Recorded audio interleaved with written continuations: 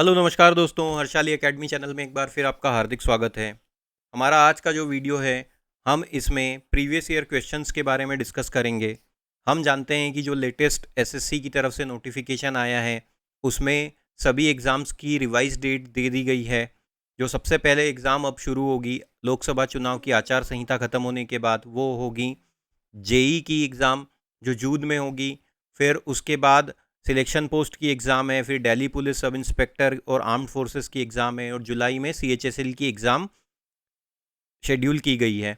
तो अब ये एग्ज़ाम का सिलसिला इस वर्ष के लिए भी फिर से शुरू हो चुका है दोस्तों।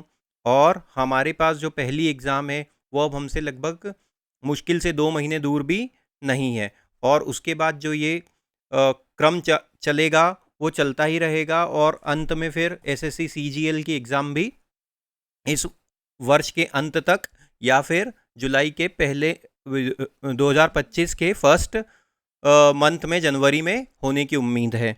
इसी चीज़ को ध्यान में रखते हुए हमने ये प्रीवियस ईयर क्वेश्चंस की वीडियो सीरीज़ लॉन्च की है, जिससे कि आप ये फील ले पाएँ कि एक रियल एग्ज़ाम में जो तैयारी हमको करनी है, उसके लिए हमको किस स्तर की पढ़ाई करनी है और कौन कौन से टॉपिक पे हमें हमारा ध्यान देना है। हमने लगभग इस वीडियो सीरीज़ में हर टॉपिक के प्रश्न इंक्लूड करने की कोशिश की है, ताकि आप रियल एग्ज़ाम की फील ले पाएँ और आप ये जान पाएँ कि किस डिफ़िकल्टी लेवल के प्रश्न आजकल परीक्षाओं में पूछे जा रहे हैं। तो आइए दोस्तों, शुरू करते हैं। आज का जो पहला प्रश्न है वो नंबर सीरीज़ से संबंधित है। एक श्रृंखला दी हुई है हमको, और हमें प्रश्नवाचक चिन्ह के स्थान पे आने वाला नंबर ज्ञात करना है। तो जब भी नंबर सीरीज़ का प्रश्न आता है तो हम क्या करते हैं, संख्याओं के बीच का अंतर निकालते हैं, और अंतर देख के हम ये उसमें लॉजिक ढूंढने की कोशिश करते हैं। अगर संख्याओं के बीच में अंतर काफ़ी कम है तो हमें हमारा उत्तर प्लस या माइनस से ही मिल जाएगा। अगर संख्याओं के बीच में अंतर काफ़ी ज़्यादा बड़ा है तो हमें हमारा उत्तर गुणा, भाग या स्क्वायर या क्यूब की ट्रिक से मिलेगा। आप देखते हैं यहाँ पे कैसा लॉजिक लगा हुआ है, वो ढूंढने की कोशिश करते हैं। 143 से 149 पे आए, मतलब कितना हुआ, ये +6 हुआ। 149 से 158 पे आए, मतलब ये कितना हुआ, ये +9 हुआ। उसके बाद 158 से 170 पे आए, मतलब ये कितना हुआ, ये +12 हुआ। तो किस प्रकार का लॉजिक चल रहा है, +6 +3 +6, उसमें 3 जोड़ा तो +9, उसमें 3 जोड़ा तो +12, 6 9 12। तो यहाँ पे क्या होना चाहिए, यहाँ पे 15 होना चाहिए। तो अगर हम 170 में 15 जोड़ देंगे तो हमको क्या मिलेगा, 185। और फिर इसी क्रम को आगे बढ़ाएंगे तो यहाँ पे क्या जुड़ेगा, 15 के बाद यहाँ पे जुड़ेगा 18। तो देखिए, अगर 185 में 18 जोड़ने तो हमको 203 मिलता है, तो हमें हमारा उत्तर 185 के रूप में मिलेगा। ऑप्शन नंबर 1 हमारा सही उत्तर होगा दोस्तों। आगे चलते हैं। अभी देखिए, डिस्टेंस एंड डायरेक्शंस का एक काफ़ी ज़्यादा इम्पॉर्टेंट और काफ़ी ज़्यादा क्लासिक, मोस्ट इम्पॉर्टेंट परीक्षा की दृष्टि से इस तरीके का प्रश्न है। इसमें आपको काफ़ी ज़्यादा क्लैरिटी मिल जाएगी हमारी डिस्टेंस एंड डायरेक्शंस के बारे में। अब देखिए, जब भी डिस्टेंस डायरेक्शन का प्रश्न आता है, हम सबसे पहले डायरेक्शन चार्ट बनाते हैं। एक ऐसा प्लस का साइन बनाते हैं जिसमें ऊपर की तरफ नॉर्थ होता है या उत्तर दिशा होती है, उसके विपरीत साउथ या दक्षिण दिशा होती है। राइट हैंड साइड पे हमारे ईस्ट या पूर्व दिशा होती है, और हमारे लेफ्ट हैंड साइड पे वेस्ट या पश्चिम दिशा होती है। ये हो गया हमारा डायरेक्शन चार्ट। अब इस प्रश्न में हमें ये कहा गया है सुबह सुबह। सुबह सुबह मतलब किस दिशा की बात हो रही है, जो सूर्योदय होता है हम सभी जानते हैं कि वो ईस्ट दिशा से होता है। तो सुबह सुबह सूर्योदय के समय सुरेश एक खंबे की ओर मुख करके खड़ा था। तो सूर्योदय के समय मतलब ये हो गया हमारा सन, ये है हमारा सन। और ये कौन सी दिशा हो गई, ये हो गई ईस्ट दिशा। ये सन है, सूर्य है। अब सुरेश कैसे खड़ा हुआ था, एक खंबे की तरफ मुख करके खड़ा था। खंबे की छाया बिल्कुल सुरेश के दाहिने ओर पड़ रही थी। अब सुरेश जो खड़ा है वो एक पोल, मान लेते हैं कि ये हमारा पोल है, ये हमारा पोल है, और सुरेश इसकी तरफ मुख करके खड़ा है, लेकिन मतलब सुरेश इसको फेस कर रहा है। तो मान लेते हैं कि सुरेश ये खड़ा हुआ है। तो सुरेश का राइट हैंड कहाँ पे आ जाएगा, सुरेश का राइट हैंड यहाँ पे आ जाएगा, और लेफ्ट हैंड कहाँ पे आ जाएगा, यहाँ पे आ जाएगा। तो इसकी छाया सूर्योदय के समय इस खंबे की छाया किधर पड़ेगी? सुरेश के राइट हैंड की तरफ, मतलब दाहिनी ओर पड़ रही है। तो सुरेश का मुख किस तरफ है ये हमसे पूछा गया है। सुरेश का मुख किस तरफ है? सुरेश इस दिशा में, मतलब इस तरफ, इस जिधर ये एरो दिख रहा है उधर सुरेश देख रहा है। तो ये वाली कौन सी दिशा हो जाती है? ये वाली साउथ दिशा हो जाती है। तो सुरेश का मुख किधर है? साउथ दिशा की तरफ है। अब हमने इतनी जल्दी इस प्रश्न को कैसे हल कर लिया? जैसे ही हमको ये कहा कि खंबे की छाया सुरेश के दाहिनी ओर पड़ रही है। अब जब सूर्य यहाँ पे रहेगा तो उसकी छाया किधर पड़ेगी? सूर्य अगर यहाँ पे है और कोई भी ऑब्जेक्ट यहाँ पे उसके सामने आएगा तो उसकी विपरीत दिशा में इधर छाया पड़ेगी। तो छाया यहाँ पे गिर रही है, तो ये हमको क्या कहा गया है कि सुरेश के दाहिनी ओर गिर रही है। मतलब सुरेश का राइट हैंड किधर आ जाएगा? ये राइट हैंड आ जाएगा और ये लेफ्ट हैंड आ जाएगा। तो किसी व्यक्ति का राइट हैंड इधर कब आ सकता है? जब उसका मुख इस दिशा में हो। तो हमको ये काफ़ी ज़्यादा इम्पोर्टेंट और क्लैरिटी देने वाला प्रश्न है। उम्मीद करते हैं ये प्रश्न आपको पसंद आया होगा। दोस्तों, इसी प्रकार का कंटेंट हमारे चैनल पे भरपूर मात्रा में उपलब्ध है। हमने लगभग हर टॉपिक पे वीडियो सीरीज़ बनाई हुई है। डिस्टेंस एंड डायरेक्शंस पे बनाई हुई है, कोडिंग डिकोडिंग पे बनाई हुई है, अल्फ़ाबेट सीरीज़ पे बनाई हुई है, नंबर सीरीज़ पे बनाई हुई है, हमने find the missing number pattern पे बनाई हुई है, ब्लड रिलेशन पे बनाई हुई है। इसके अलावा प्रीवियस ईयर क्वेश्चंस के कम से कम 50 से ज़्यादा वीडियो हमारे पास इस चैनल पे अवेलेबल हैं। बेसिक कॉन्सेप्ट्स को हमने काफ़ी ज़्यादा डिटेल में, रीजनिंग की बेसिक कॉन्सेप्ट्स को इस चैनल पे डिस्कस किया हुआ है। आप चैनल के साथ बने रहिए, चैनल को सब्सक्राइब कीजिए और इस वीडियो को ज़्यादा से ज़्यादा अपने दोस्तों के साथ पहुँचाइए ताकि उसे भी उन लोगों को भी इस प्रकार के वीडियो की जानकारी हो और वो भी इस चैनल से जुड़ सकें। आप प्लीज़ चैनल को सब्सक्राइब कीजिए। आपका एक सब्सक्राइब हमें इस प्रकार का कंटेंट बनाने के लिए और ज़्यादा प्रोत्साहित करता है। आगे चलते हैं दोस्तों। ये कोडिंग डिकोडिंग का प्रश्न है। अब इसमें क्या कहा गया है? एक कूट भाषा में वियतनाम को इस प्रकार से लिखा गया है। जब भी कोडिंग डिकोडिंग का प्रश्न आता है अल्फ़ाबेट सीरीज से संबंधित, हम क्या करते हैं? प्लेस वैल्यू के कॉन्सेप्ट का सहारा लेते हैं। प्लेस वैल्यू का कॉन्सेप्ट क्या होता है? हम सब जानते हैं, ABC और इसी क्रम को आगे जारी रखते हैं तो XYZ टोटल 26 लेटर होते हैं अंग्रेजी की वर्णमाला में। हम फर्स्ट सीरीज़ की प्लेस वैल्यू बना देते हैं।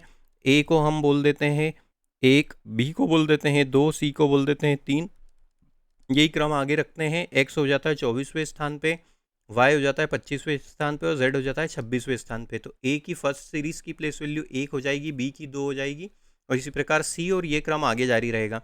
सेकेंड सीरीज़ की प्लेस वैल्यू क्या होती है? जब हम इस Z के बाद से फिर से ABC लिखना चालू कर देते हैं तो A को हम लिख देंगे 27 पे, B को लिख देंगे 28 पे, C को लिख देंगे 29 पे और ये क्रम आगे जारी रहेगा। कभी कभी हमको सेकेंड सीरीज़ की प्लेस वैल्यू की ज़रूरत पड़ती है।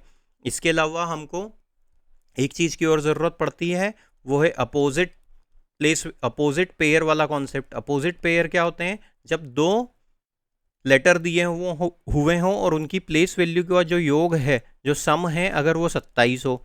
जैसे कि A और Z, A की प्लेस वैल्यू होती है 1, Z की प्लेस वैल्यू होती है 26, दोनों को जोड़ने पे हमको 27 मिलता है। इसी प्रकार देखिए C और X, C होता है 3 पे, X होता है 24 पे, दोनों को जोड़ने पे 27 मिलता है। तो ये क्या हो जाएंगे? ये एक दूसरे के अपोजिट पेयर हो जाएंगे। अपोजिट पेयर पे आधारित प्रश्न भी बहुत ज़्यादा आते हैं परीक्षा में। कभी कभी हमको कंसोनेंट और वॉवेल की वैल्यू के भी आ जाते हैं। जैसे A, E, I, O, U है तो A को हम 1 बोलते हैं, E को हम 2 बोलते हैं, I को 3 बोलते हैं, O को 4 बोलते हैं और U को 5 बोलते हैं। ये वॉवेल और कॉन्सोनेंट के आधार पे भी प्लेस वैल्यू कभी कभी हमको ज़रूरत पड़ती है। अब हमसे यहाँ क्या कहा गया है? वियतनाम को कैसे लिखा गया है? VIETNAM। इसको कैसे कोडित किया गया है? इसको कोडित किया गया है WKFVOCN। इनकी प्लेस वैल्यू लिख लेते हैं। V हो जाता है हमारे पास 22 पे, I हो जाता है 9 पे, E हो जाता है 5 पे, T 20 पे, N 14 पे, A हो गया 1 पे और M हो गया 13 पे। और प्लेस वैल्यू देखते हैं। W हो गया 23 पे, K हो गया 11 पे, F हो गया हमारा 6 पे, V हो गया हमारा 22 पे, O हो जाता है 15 पे, C हो जाता है 3 पे और N हो जाता है 14 पे। वर्टिकली पहले अंतर देखते हैं। 22 से लेके 23 पे आए मतलब क्या हुआ, +1 हुआ। 9 से लेके 11 पे आए मतलब क्या हुआ, +2 हुआ। 5 से लेके 6 पे आए +1 हुआ। 20 से लेके 22 पे आए +2 हुआ। 14 से 15 +1 हुआ। 1 से 3 +2 हुआ और 13 से 14 +1 हुआ। किस प्रकार की सीरीज है, +1 +2 +1 +2 +1 +2। तो अब हमसे क्या पूछा गया है, ब्रिटेन, BRITAIN। बी हो गया 2 पे, आर हो गया 18 पे, आई हो गया 9 पे, टी हो गया 20 पे, ए हो गया 1 पे, आई हो गया 9 पे और एन हो गया 14 पे। +1 करेंगे ये हो गया 3, 3 मतलब सी। +2 करेंगे ये हो गया 20, 20 मतलब टी। इसमें +1 करेंगे तो ये क्या हो जाएगा, ये हो जाएगा 10। यहाँ पे आ जाएगा 10। 10 पे क्या मिलता है हमको, जे मिलता है, CTJ मतलब ऑप्शन नंबर 2 हमारा रूल आउट हुआ। उसके बाद यहाँ पे +2 करेंगे ये हो जाएगा 22, 22 मतलब वी, CTJ नहीं, हमने कुछ +1 यहाँ पे +1 हुआ, ये +2 हुआ, ये +1 हुआ, ये +2 हुआ, तो CTJ हो गया। उसके बाद देखिए यहाँ पे आई हो गया तो ये +1, तो ये बी हो जाएगा, ये हो गया बी। उसके बाद देखिए यहाँ पे क्या हो जाएगा, ये आई है तो CTJ CTJ इसमें है, CTJ है यहाँ पे, CTJ ए के बाद ये +1 कर देंगे, ये तो +1 हो गया, ये हो गया +2 कर देंगे तो यहाँ पे हो जाएगा 11, 11 मतलब क्या मिलेगा हमको, 11 मतलब के, CTJ और यहाँ पे +1 कर देंगे तो ओ होगा, CTJ VBKO, ये हो जाएगा हमारा, यहाँ पे V होना चाहिए दोस्तों, ये टाइपिंग एरर की वजह से यहाँ पे W दिख रहा है। CTJ ऑप्शन नंबर 4 हमारा सही उत्तर होगा। आगे चलते हैं दोस्तों, फिर से नंबर सीरीज का प्रश्न है। अब यहाँ पे क्या दिया गया है, श्रृंखला दी हुई है, 4 दिया है, 27 दिया है, 16 है, 125 है, 36 है। इन नंबर्स को ध्यान से देखने पे हम पाते हैं 4 क्या हो जाता है, 2 का वर्ग हो जाता है, 3 ये 27 क्या हो जाता है, 3 का घन हो जाता है। उसके बाद 16 4 का वर्ग हो गया, 125 5 का घन हो गया, 36 6 का वर्ग हो गया। तो किस प्रकार से श्रृंखला आगे बढ़ रही, 2 3 4 5 6, वर्ग घन वर्ग घन वर्ग, तो यहाँ पे घन आ जाएगा। और 6 के बाद क्या आ जाता है, 7, 7 का घन क्या होता है, 7 का घन होता है 343। अब देखिए यहाँ पे फिर ये हो जाएगा 8 का वर्ग और ये 9 का घन। इसी लॉजिक को यहाँ पे पालन किया है, 343 हमारा सही उत्तर हो जाएगा। ये हमको कैसे मिला दोस्तों, जब हमको वर्ग और घन काफ़ी अच्छे से याद हो। तो इसके लिए ज़रूरी है कि हम किसी भी एग्ज़ाम में अगर रीजनिंग को बहुत अच्छे से अटैम्प्ट करना चाहते हैं या मैथ्स के सेक्शन को बहुत अच्छे से अटैम्प्ट करना चाहते हैं, तो 1 से 40 तक के नंबर के हमको कम से कम स्क्वायर बिल्कुल रटे हुए होना चाहिए, और 1 से 20 तक के नंबर के हमको क्यूब कम से कम रटे होना चाहिए। तो हमको जैसे ही यहाँ सामने दिखेगा 4 27 16 मतलब 27 मतलब 3 का वर्ग, 125 मतलब 5 का 3 का घन, 125 मतलब 5 का घन, 729 मतलब 9 का घन, 36 मतलब 6 का वर्ग, ये सब हमको एकदम देखते से ही समझ में आ जाए। अब आगे चलते हैं, सिटिंग अरेंजमेंट का प्रश्न है। क्या कहा गया है, ABCDE और F उत्तर दिशा में मुख करके एक पंक्ति में बैठे हैं। उत्तर दिशा मतलब अभी हमने 2-3 प्रश्न पहले देखा था, इस प्रकार से ऊपर की तरफ नॉर्थ दिशा आ जाएगी, इधर साउथ दिशा आ जाएगी। तो उत्तर दिशा मतलब इस दिशा में वो मुख करके बैठे हुए हैं, तो मान लेते हैं कि ये वो पंक्ति है, ये वो रेखा है जिसमें वो बैठे हुए हैं। कितने व्यक्ति हैं, 6, 1 2 3 4 5 और ये हो गया 6। अब क्या कहा गया है, ई और एफ केंद्र पर बैठे हैं, तो ई और एफ या तो ई यहाँ पे होगा और तो एफ यहाँ पे होगा, या फिर अगर एफ यहाँ पे है तो ई यहाँ पे हो जाएगा। ये दो संभावनाएं हैं। ए और बी दोनों कोनों पर बैठे हैं, कोने कौन से हो जाएंगे, एक ये और दूसरा ये। तो अगर ए यहाँ पे है तो बी यहाँ पे हो जाएगा, और बी यहाँ पे है तो ए यहाँ पे हो जाएगा। ये हमको ये ए यहाँ हो जाएगा। उसके बाद क्या कहा गया है, सी ए के ठीक बाईं ओर खड़ा है। बायां मतलब ये हो गया लेफ्ट और दायां मतलब ये हो गया राइट। अब सी किसके बाईं ओर खड़ा, खड़ा हुआ है, सी ए के बाईं ओर खड़ा हुआ है। अगर मान लो ए यहाँ पे है, ए यहाँ पे है, तो फिर उसका बायां तो हो नहीं सकता क्योंकि वो तो कोने पे हो गया। तो इसका अर्थ क्या होगा कि ए इस कोने पे बैठा हुआ है, ए इस कोने पे बैठा है, तो बी किस कोने पे हो जाएगा, यहाँ पे हो जाएगा। तो ए यहाँ पे है तो सी उसके बाईं ओर खड़ा है, मतलब कहाँ पे खड़ा हुआ है, यहाँ पे खड़ा हुआ है। अब उसके बाद क्या कहा गया है, यहाँ पे या तो ई या एफ है, यहाँ पे या तो ई या एफ है, और हमसे क्या पूछा गया है, अब कौन बच रहा है, ए हो गया, सी हो गया, ई हो गया, एफ हो गया, बी बच रहा है और डी बच रहा है। तो बी कहाँ पे आ जाएगा, अच्छा बी भी हमको पता चल गया, बी यहाँ पे है और डी यहाँ पे हो जाएगा। ई और एफ की पोजीशन अभी नहीं पता। अब हमसे क्या पूछा है, बी के ठीक दाईं और कौन बैठा है, दाईं मतलब राइट, और कौन राइट साइड कौन बैठा है, तो बी यहाँ पे, तो उसके दाईं और कौन हो जाएगा, डी हो जाएगा। ऑप्शन नंबर 1 हमारा सही उत्तर होगा दोस्तों। आगे चलते हैं। अब सिलोजिज्म का ये प्रश्न है, दो स्टेटमेंट कौन कौन से दिए हुए हैं, कुछ फूल गुलाब हैं, कुछ गुलाब लाल हैं। जब भी ऐसे प्रश्न आते हैं तो हम क्या करते हैं, वेन डायग्राम की सहायता से इन प्रश्नों को हल करते हैं। प्रश्न में आगे बढ़ें उससे पहले आपसे रिक्वेस्ट है दोस्तों, चैनल को सब्सक्राइब कीजिए, इस वीडियो को ज़्यादा से ज़्यादा अपने दोस्तों के साथ शेयर कीजिए और वीडियो को लाइक कीजिए। अब देखिए यहाँ पे क्या कहा गया है, कुछ फूल गुलाब हैं, तो अगर ये वाला सर्कल हम फूल के लिए बना लेते हैं, ये हो गए फूल, ये फूल हैं, और वो क्या है, गुलाब हैं। गुलाब तो इस प्रकार का ये वेन डायग्राम बना, कुछ फूल गुलाब हैं। उसके बाद क्या कहा गया, कुछ गुलाब लाल हैं, तो लाल का एक सर्कल ये वाला बन जाएगा। ये हमारे दो वेन डायग्राम, ये वेन डायग्राम बनते हैं इन दोनों स्टेटमेंट से। कंक्लूजन क्या है, सभी गुलाब फूल हैं, तो ये गुलाब यहाँ पे है और सभी फूल हैं, क्या सभी गुलाब फूल हैं, तो फूल वाला सर्कल इसके ऊपर आना चाहिए था, तो एक तो ठीक से अनुसरण नहीं कर रहा है, तो ये तो नहीं हुआ। दूसरा देखते हैं, कुछ फूल लाल हैं, कुछ फूल लाल हैं, ये कहा जा सकता है क्या, फूल यहाँ पे है और लाल यहाँ पे है, ये संभावना तो पूर्णतः सत्य नहीं है, आंशिक रूप से सत्य है, तो ये भी सही नहीं हुआ। तो कौन सा निष्कर्ष अनुसरण कर रहा है, दोनों में से कोई भी निष्कर्ष अनुसरण नहीं कर रहा है, कोई भी कंक्लूजन फॉलो नहीं कर रहा है, तो ऑप्शन नंबर 3 हमारा सही उत्तर होगा कि ना तो निष्कर्ष 1 और ना ही निष्कर्ष 2 अनुसरण करता है। आगे चलते हैं दोस्तों।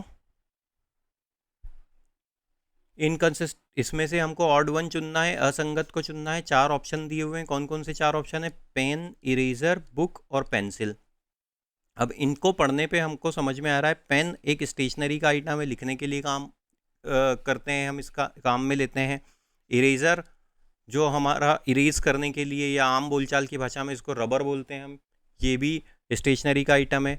बुक एक स्टेशनरी का आइटम नहीं है, बुक अलग हो सकती है क्योंकि ये लिखने या पढ़ने में हमारी सहायता नहीं करती, हम बुक को पढ़ते हैं। जबकि स्टेशनरी भी, पेंसिल भी एक स्टेशनरी का आइटम है, तो बुक इनसे बाकियों से भिन्न है, तो ऑप्शन नंबर 3 हमारा सही उत्तर होगा। अब देखिए क्लासिफिकेशन का प्रश्न है, इन दोनों शब्दों के बीच में जो संबंध है उसी के आधार पे हमें ऑप्शन चुनना है। बैचलर, बैचलर हम जानते हैं, बैचलर मतलब अनमैरिड व्यक्ति को बैचलर कहा जाता है, जो मेल हो, जिसका विवाह नहीं हुआ हो।